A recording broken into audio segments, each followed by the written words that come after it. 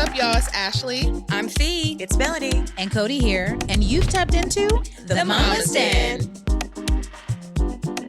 All right, y'all. So before the ladies jump in, I'm just going to say that this conversation is presented by Akina Connect. And it is an incredible network that's redefining how Black women, mothers, and entrepreneurs connect, grow, and thrive. Akina isn't just a community, it's a tech-driven platform that offers innovative solutions for the unique needs of women, and providing mental health support, mentorship programs, and tools to help us succeed in all areas of life. So the reality is we know a lot about community over here because we have created what we didn't have ourselves, both in the Mama's Den, but also in our personal lives. So today, we are diving into how our communities like Akina Connect, have transformed our journeys, and when we didn't see it, we built it. Okay? So who's gonna jump in first? Because I'm gonna jump in first. There you go. Because Codie's doing a wonderful job hosting this conversation. Thank you. However, we have to always give Codie her flowers because the reason we're here today is because of the beautiful Codie Elaine Oliver. She had a vision, yes. Thank you, Melanie. Has had a history and a vision of creating communities where we can be seen and heard and understood, especially as Black people and people of color. And so motherhood, as we all got connected through different avenues, she said during the pandemic of all time, she was like, how y'all doing? I was like, sis, not great. We locked in the house, we got these kids, we ain't got nowhere to go talk about. And Codie was like, hey, she's like, y'all, are you interested in starting a podcast? And I was like, are we interested in starting a podcast? Because Codie was really trying to be in the back. And we were like, no, sis, you gotta be a part of this. And so the reason why we're sitting here is because Codie really saw each of us as individuals and created a place where we could come together and share our stories and connect and really see ourselves in women, no matter what our backgrounds are or how many children we got or not. It's just that unifying idea and the vulnerability and the struggle and the joys of Black motherhood. And so through that process, I got pregnant, which was crazy. Facts. She was one and done. I was one and done, baby. You didn't tell me I was having no more kids. I was like, oh, no. My one son and I, we will ride off into the sunset. It's going to be great. And then Ashley got pregnant first. And so I always say this because the Mama's Den has been, for me, an incredible community that I really think manifested my child, my daughter, that was waiting for me to come down. Because when I first had my son, I didn't feel supported. I felt very isolated, and I didn't have many friends or women who were going through the process at the same time. And I think in the spirit of finding this community and creating these conversations, I think Spirit was just like, you are supported. You can do this, and you have who you need to do it with. And so I'm just exceptionally grateful for this space every day. Thank you. That was a beautiful answer. That was. Yeah. By the way, Ashley had 3 kids when we started this. And I'm just saying, she already mentioned that you got pregnant first, but I wanted to be very clear that you were 3 deep. Then you got her pregnant. She did get me pregnant. I got pregnant. She did. I did. But I got pregnant first anyway because I had a child at 24, so I have a 15-year-old wherever she is. And then when I had her, I was the only one out of all of my friends that had a child. So me and my husband, who's over there, we really just took our daughter everywhere with us because we were 24. So she was like at every concert. Every time my friends wanted to go out, I was like, well, we going out. And she would go out to eat with us and kick it. But it was also kind of lonely because when you're the only one who has a child, obviously when you're 24, your friends are like, all right, girl, we're going to the club. Or, those memes where they're like the single friends are always like, you want to go to Africa this weekend? I can't. So it was really hard for me, and they were joking backstage. They were like, well, girl, you created your own community because I had so many children. But I did. I think I learned that from my mom. My mom homeschooled me, but her and her friends created what they called like the African community. So they like brought up the block, had Black bookstores. They had like this center where all the women decided to homeschool their kids together, and they were just like feeding us soup and growing gardens, and it was like in the hood, and it was very like unheard of at the time. But it was really dope. So I learned from her, because her family wasn't like super supportive of her being a mother, that like sometimes you have to create your own family and create your own community. So all my aunts growing up were her homegirls. Like, I think I was probably grown when I realized we weren't really like blood related, because that's who we spent the holidays with. That's who was there to support my mother whenever she needed help. That's who was babysitting us. So I learned really early on the importance of like sisterhood and creating the community that you want. I love all these answers, and I feel the same. Hi, everybody. Thank you guys all for being here.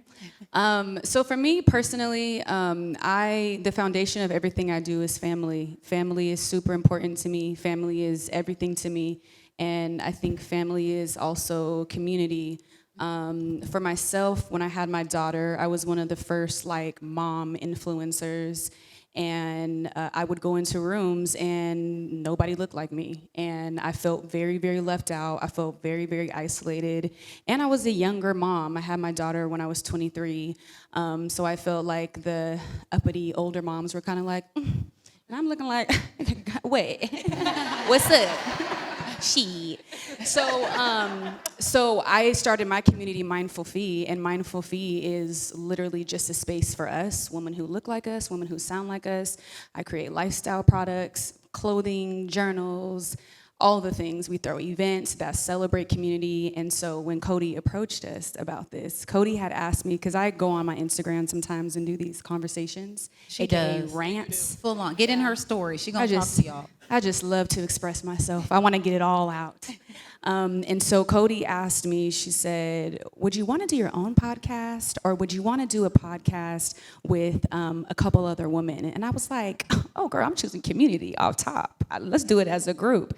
So, you know, my biggest thing is, if you are trying to build anything at all, if you want it to have longevity, if you want it to be successful, if you want it to really make impact, community, you have to start with community before anything. Like, community helps you get to the spaces and the things that we want to get to. So yeah, community, AKA family, is like everything to me.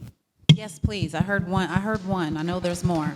But I also want to just plug Mindful Fee is the brand. But when you see somebody's mama on a t-shirt, a sweatshirt, a hat, Yeah. a journal, somebody's daddy, somebody's Yeah. child. That's me. Somebody's right auntie. here, right here launched all of that, and we all rock it because we love it hard. So I'm curious, like, Melanie, let's start with you, because this is our motherhood meets sisterhood community for sure, but like from the music business side of things, what was it like starting out as she's from Canada, right? You're Caribbean, like, what was your community like coming into this field that you didn't know and nobody in your family did it? Okay. It was almost like this very foreign idea for my parents as immigrants to Canada, for me to come home and say, I want to pursue something in the music industry. They were like, you don't want to be a doctor, a lawyer, a nurse? And I was like, no, I want to pursue music. And I feel blessed to say that I did explore many things as a child. Like, I was very active in sports. I was always in academics. Like, I just was going to try everything. But music was always the calling. Like, I knew that. And once I decided to step into that, it was the conversation of, I'm not going to go to college just yet. I'm going to go pursue music. And oh, okay, now I got an opportunity to go to the States. I got to leave home. And for my Caribbean parents, God bless them, because for my Caribbean mom, who did not let me do anything past the streetlights coming on, to say, I'm going to let you go to Los Angeles and pursue this thing, and I'm not going to stop that, is truly just, I know, a greater connection and a greater work with God. Because it went against everything of the way that I was raised. But God just kind of stepped in and was just like, we're going to remove the barriers and we're going to let you go explore what this is. And then when I came to the States, I just didn't feel understood at all. I didn't, because being Caribbean, being from Toronto is like one of the biggest multicultural cities in the world, melting pot. Like, I didn't feel like I had to explain myself. When I came to America, I had to explain myself. I had to check a box. I had to designate myself. And then you get into the music industry, and then you got to check even more micro boxes. And then they want to be able to understand you and pinpoint you. And I was like, I don't like the way this feels. I want to be all the things I want to be able to be. And what happened and what started to happen is I started to realize that although I was in the industry, I didn't need to be of the industry. That's a word. And that I could create my own identity and have people see me for me and not this archetype or prototype of what R&B singer is supposed to be and do. And so I struggled with that for a little while because music was the foundation for me. And I am blessed and so grateful for the journey that led me to even sitting on this stage right now. But the thing that I think I've learned through the process of finding myself, losing myself, finding myself again, is recognizing that through all of it, I feel blessed to have people who followed along and stuck with me on my journey. When I took a step back from music, when I stepped into motherhood, when I stepped into a public relationship, when I came out and I was like, I'm not doing so great mentally, and had to listen to people say things. There were people that were like, sis, whatever you're doing, we love it. We love this for you. We love hearing you on the podcast, but where's the music? And so, one, I'm happy to say that I have new music coming out later this month. And I owe that to every single person that saw me as a person and not a product, for staying with me on this human journey so that I don't need to have everybody's approval or support. I just need to have the people who support me, and that's it. And so once I was able to understand that, it just became so freeing. It just became so liberating. I didn't have to be this thing for everybody. I just had to be myself, and my people would find me. And so I don't know if that answered the question. For sure. But it felt like the right thing to say. For sure. And I already have another one. So do y'all want to touch on that before I ask y'all something else? No, you can move on. Okay. Can we talk about like the scary parts of creating community? Because we know a lot of us in whatever phase we're in a new job or as women and as adults, as moms, it's like, oh, I don't have any friends. I don't have anybody in my community or whatever. But we always tell people, create what you seek. That's still scary. And I say that because I want everybody to take something from that, because somewhere you need something and you're a little afraid to just create it or to ask for help. So will you talk about like the scary parts of creating the communities that you've created? So for me, I grew up in a single parent household. My mom had 3 of us, and there was a lot of times that we were by ourselves and we didn't have community. We didn't have family, at least healthy family, to be there and support. It came a lot later in life. And so when I moved to LA and I had my 2 children, their father has a huge community here, and I remember being so uncomfortable. I thought that because people were showing me so much love that they wanted something from me. I thought that it was BS. I didn't understand it, really, is what it came down to. But the thing that I had to really learn was trust, I think is the biggest lesson in terms of like cultivating a community. But trusting, yes, people around you, but learning to trust myself in certain situations. So yeah, I think that it's normal to feel scared when you're creating community. It's normal to be building relationships, which is also why I like to take things very slow these days, because when you go fast, sometimes you miss a lot of the red flags. But yeah, I think that community, family, can be testing, and but I think that trust has always been the thing that has allowed me to really see it all the way through. I mean, even with us at the beginning of us all coming together, I was very like I always had this like hesitant spirit, but I mean that was just trauma speaking. But now I won't shut the hell up. Me neither. I would say that I would think about worthiness. I think for me, the biggest thing for me with building community was just believing that I was worthy of people helping me. I think you see people succeeding and you're like, dang, where are these people coming from? Like, how can people just believe in them, right? And you can just convince yourself that like, okay, people don't care about me, people don't believe in me, that's why I don't have support.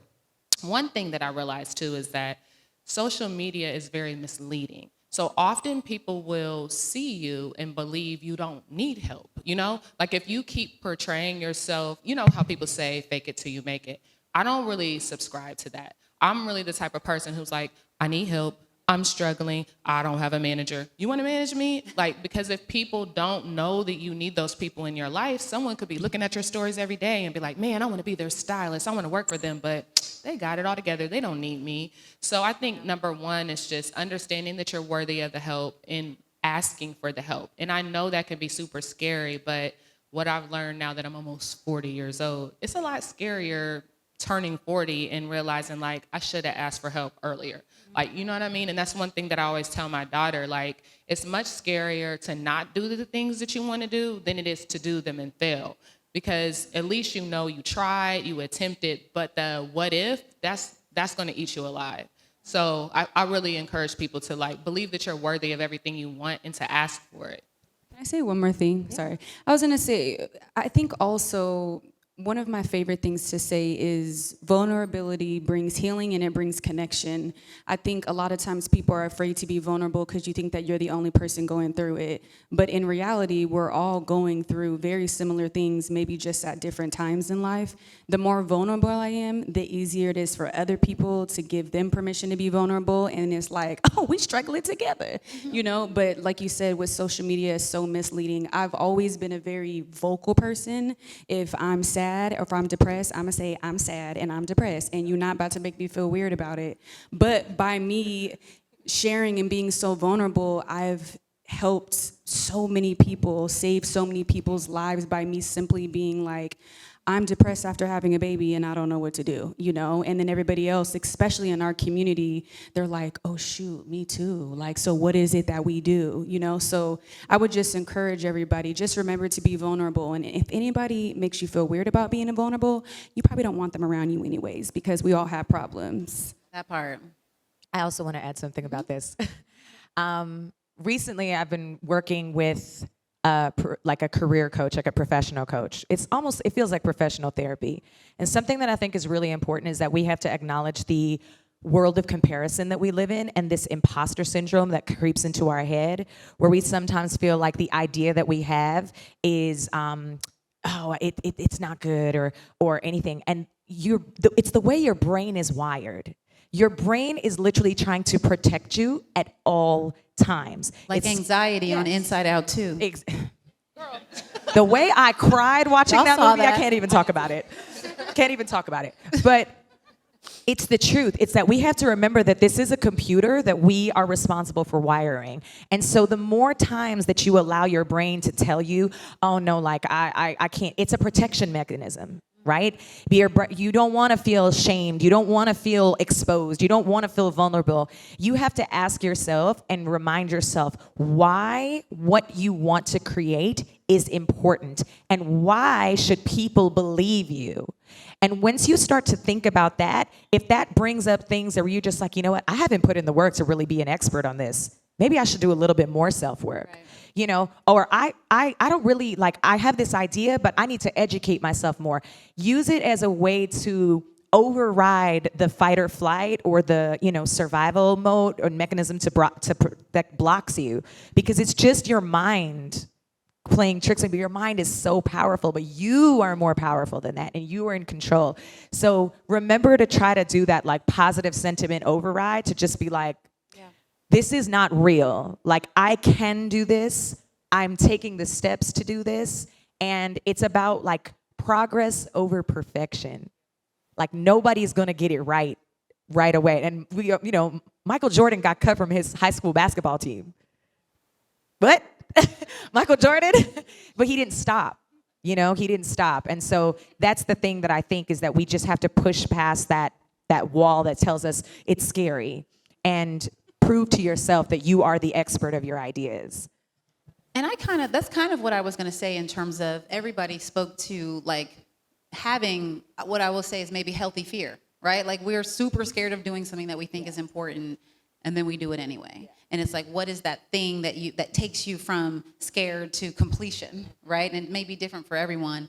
And it made me think, like, even this is scary to me every time.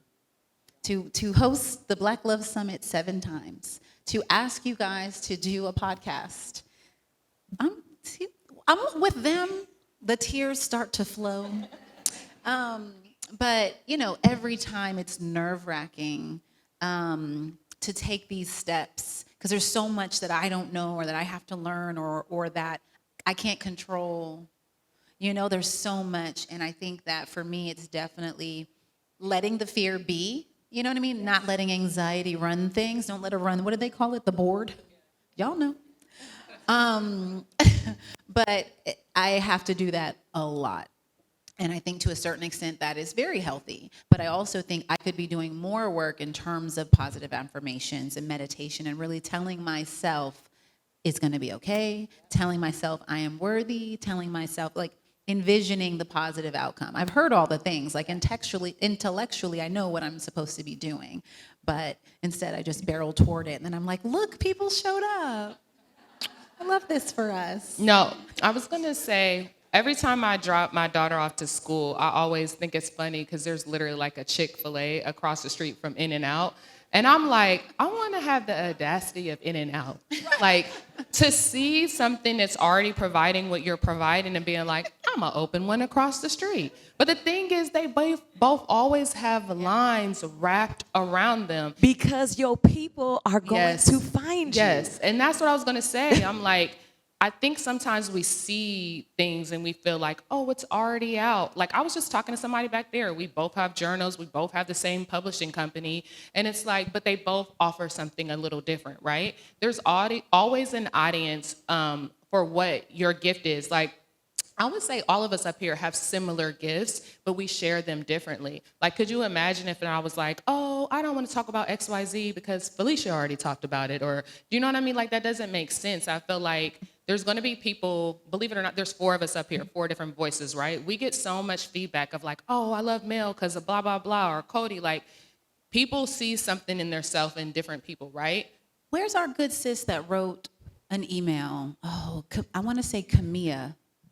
Right here, you sweet, beautiful, I'm going to cry again. She wrote us an email a couple weeks ago and talked about the podcast and how much she loved it. And she put our name, colon, and a sweet little sentence about what each of us brings. And I mean, child, first of all, I'm sorry, you saying that just made me just remember that, because we do all bring something different to this thing that, first off, any one of them could have done alone. I wasn't going to do it, but any one of them could have done alone. But we do all bring something special to it with our unique experiences and our unique children and our unique upbringings. And we're grateful that people see that, for sure. I didn't mean to interrupt, but I was like, we had to see you, sis. I guess my other question for y'all is, while we're talking about vulnerability and being scared and doing things anyway, and I definitely want you to talk about the journal a little bit more. But what's a time that you were super scared and did it anyway? Girl, I moved to LA. I feel like that. But I want to comment. I want to comment on the last thing, because we have affirmations. We have, there's so many things that we can do. For me personally, and all of these women know, I am so, so, so big on my relationship with God. When I'm afraid of something, I'm asking God for support and strength.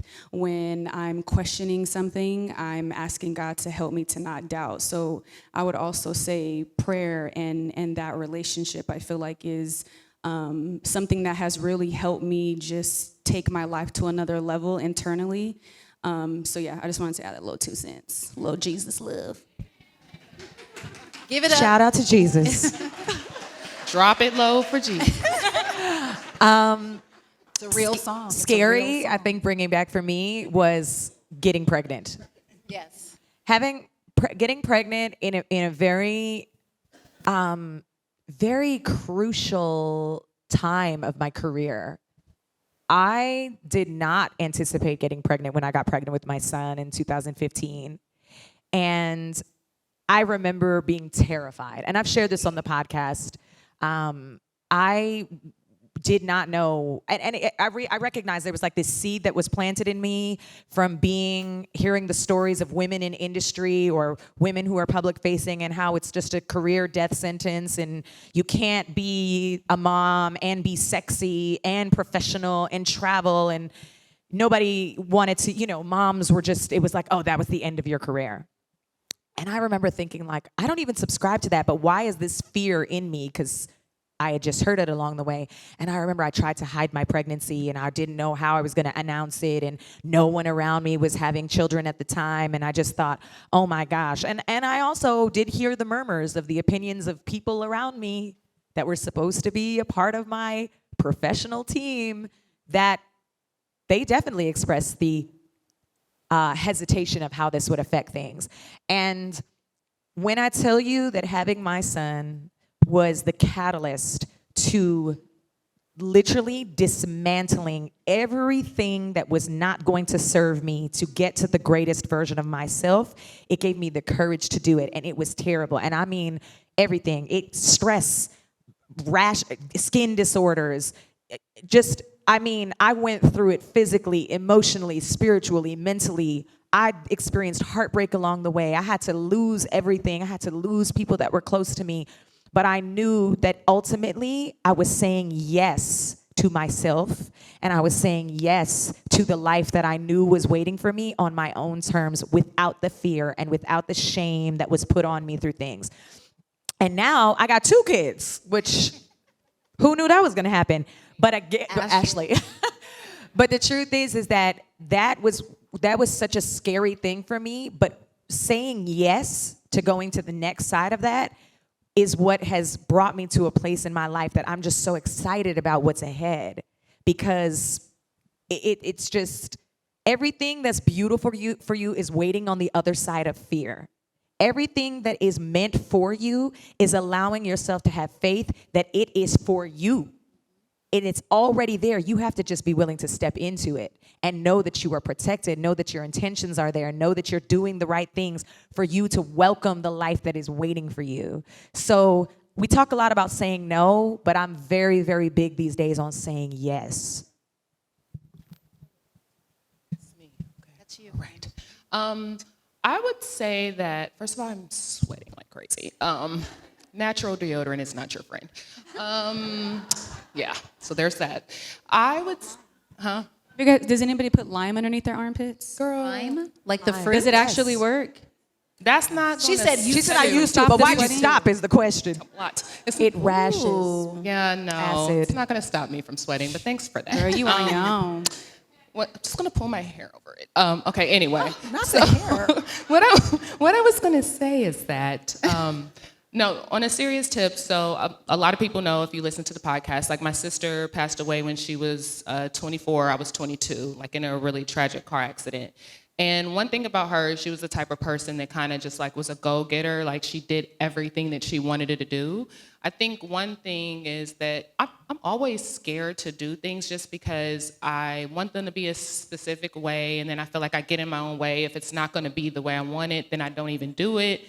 And that is like very, like, it can be binding where you just end up not doing anything at all. But I think I always have this reminder that I'm older than my older sister. And so I think that is consistently my motivation to just do it and try. Like the last conversation we had, she was literally like, move to New York, go dance, do what you want to do. And she died the next day. And I literally like moved to New York a month after that. And my whole entire life changed. And I think that's like, she's my constant North Star. Like, I would have never dated my husband because he's not Black. And I was like, we don't do that where I'm from. It's not okay. But he's like the most amazing, that's my man. That's a good man, Savannah. We love him so That's a much. good man, Savannah. Yes. We love him so much. He ironed my shirt Tia, this raise your morning. hand. Yes, my boo. But I mean, even that, I think as Black people, we have such stigmas. Like we have a lot of homophobia, we have a lot of other racial phobias in our in our community. We don't talk about that. And I think a lot of Black people are scared to live their life the way they want to live it for fear of community and our parents and all of this stuff. I'm just kind of the school of like, my sister died. I'm gonna do whatever I want because I could die. You know what I mean? And that's a little morbid for some people, but I'm also a Capricorn, like Wednesday Addams. So morbidly, like I like the morbidness. It feeds me. And I lean into it because I'm honest with myself. Like I am older than my older sister. Do you know what I mean? Like every day that I have is a gift. I'm gonna do all the things that I can. I'm gonna love who I wanna love. I'm gonna live my life the way I wanna live it. Yeah, and I just feel like everyone has fear, but just remind yourself that like someone else is not alive. Someone else didn't get the opportunity that you have right now, right? So go after all the things that you want because literally your life is a gift and you just have to just focus on that because like the other side of that is just like you're not doing anything and you're wasting You're your not gift living. of life. Yeah. Exactly, yeah. And the reality is we all are gonna die one day. That's just the reality of it. I would probably say the hardest thing. I have like moments, but the hardest thing I would probably say separating from my children's father, becoming a co-parent, single mom. That was very, very challenging because it brought up so many things that I had to address and heal within my own childhood. But I'm so thankful for just where we're at now, and it absolutely ended up being one of the most incredible decisions that I've made. So, yeah, I'd probably say that was hard. Understood. What about you, Codie? I mean, honestly, Like right this now in this summit? moment, right? Like right now in this moment, it's definitely this. I mean, Tommy's in the room. Like every time like end of spring comes around, when it's time to like really start planning, I'm like, do we have to? So you know, that's just the fear and the amount of work that I know is coming. But I mean, I would definitely say that right now in this moment. But for me, like I said, it's always something, and it's really just reminding myself that not only I'm worthy, I'm capable. And so that's what I would say. And I hope y'all know that you are worthy and capable too. Even of trying lime as a deodorant and then deciding it's not right for you, right? You can change your mind. All right, y'all. I appreciate my Mama's Den family. Thank you. Love you. Thank you guys for coming out. Yes, thank you. Okay, so I don't know if someone's going to escort y'all this away. I'm going to introduce the next conversation. Oh, wait, Kai's going to take a picture of us first. All right. Some like walkout. We're Thank going to you, do that. Yeah, we everybody. do, but we're Thank you. Somebody cue up Drop a Low for Jesus. That's a real song. That's actually a real song. I learned about it today, guys.